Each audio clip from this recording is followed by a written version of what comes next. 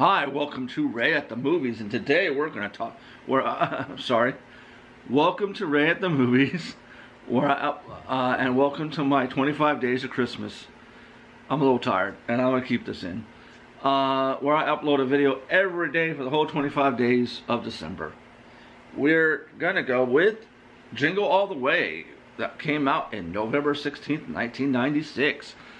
Let's get to the cast. It stars Arnold Schwarzenegger from Predator, Eraser, Twins, Raw Deal, Sinbad, A Different World series, Good Burger 1 and 2, Coneheads, House Guest. Phil Hartman, Cheech and Chong's next movie, The Pee Wee Herman Show, Quick Change, Coneheads.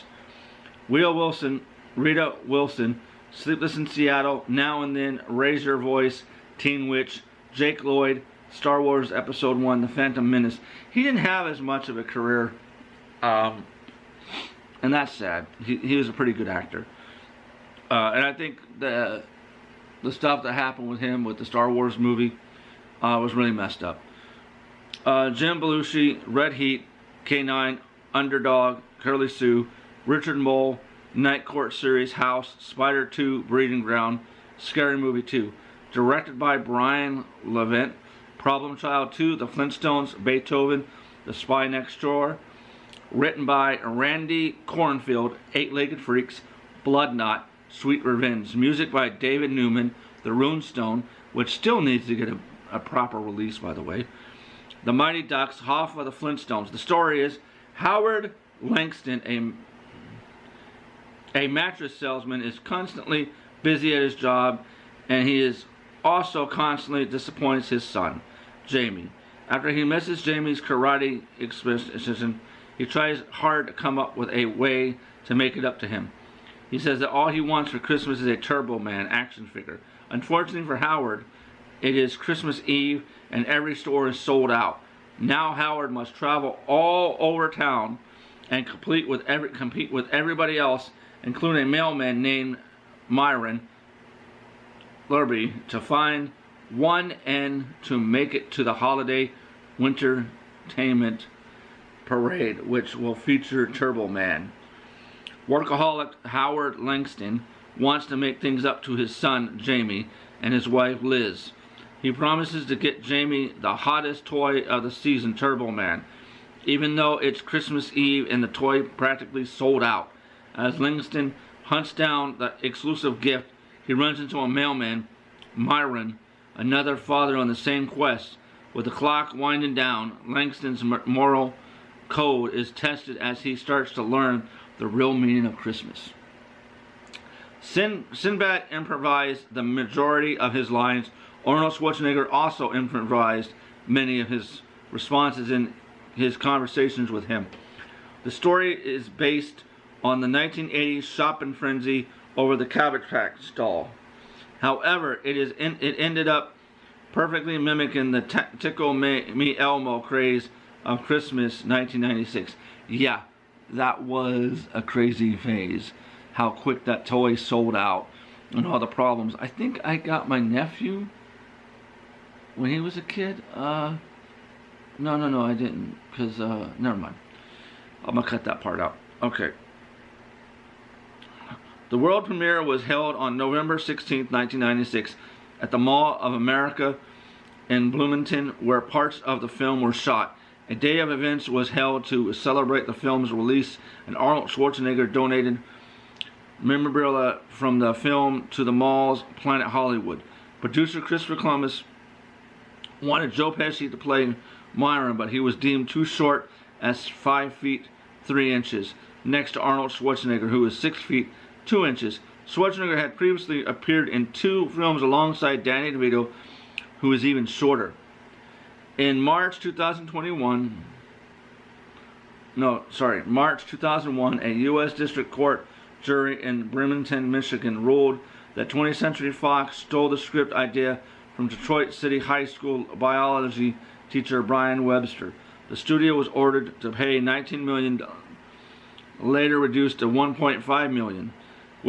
Webster submitted the script called Could This Be Christmas to the studio in 1994 and never received payment nor credit, despite the film making $129 million worldwide.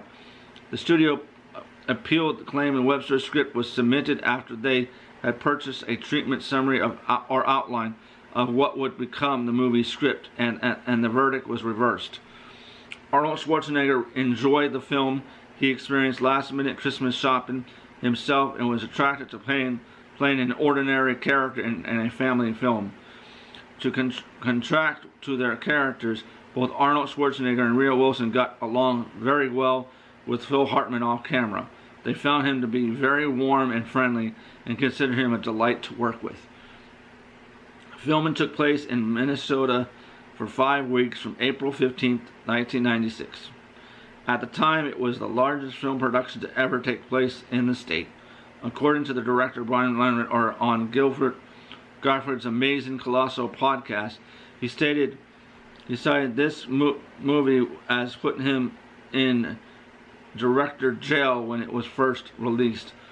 But as the time subsequently passed, he was pleasantly surprised to see the film's shelf life improve with time. Over the years, Levitt has been asked to autograph various VHS copies and homemade mementos of the film. He was subsequently returned to the director's jail in 2012 when he helmed the direct-to-video sequel to A Christmas Story.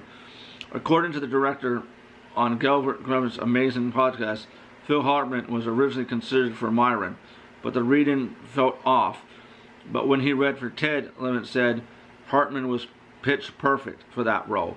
Levinson said during the production of the film, Hartman drove onto the studio as in a Ferrari, drove up alongside Levitt and rolled the window down, comically ad-libbing, "Do you know where crew parking is?" The extra scene after the end credits was written to set the stage for a possible sequel. Tim Allen was considered for the role of Howard Langston.